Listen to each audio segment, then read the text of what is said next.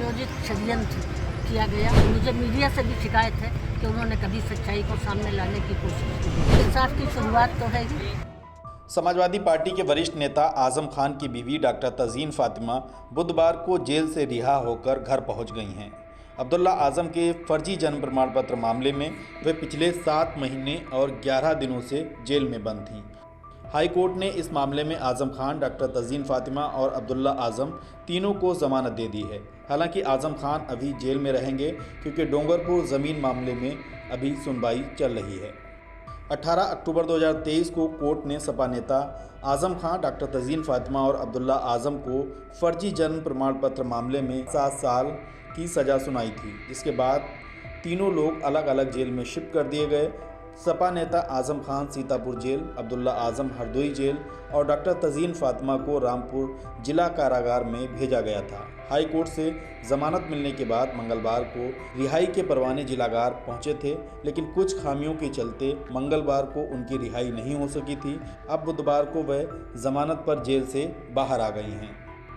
Jail से छूटने के बाद पूर्व सांसद डॉक्टर तज़ीन फातिमा ने पत्रकारों से अनौपचारिक बातचीत में कहा कि सच की जीत हुई है और हमेशा सच की ही जीत होती है। उन्होंने डूंगरपुर ज़मीन मामले में कहा कि सरकारी ज़मीन पर सरकारी पैसे से सरकारी मकान बने हैं, उसमें मेरा या आज़म साहब का कोई लेना देना नहीं है। मीडिया कर्मियों से शिकायत भरे लहजे में कहा कि उन्हें मीडिया कर्मियों से भी शिकायत है कि सच को सामने नहीं लाया गया। कहा कि हम लोगों को एक प्लान के तहत सजाएं दी गई हैं, इसमें पुलिस प्रशासन और सरकार शामिल हैं। उन्होंने कहा कि इंसाफ की शुरुआत हो गई है।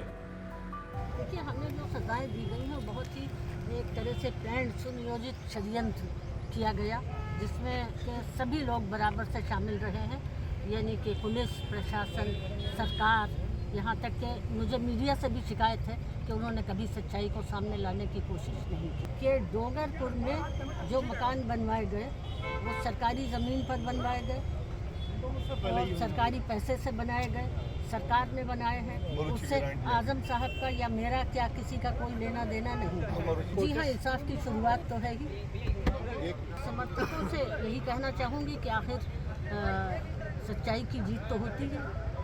फर्जी जन्म प्रमाण पत्र का ये प्रकरण फरवरी 2020 का है।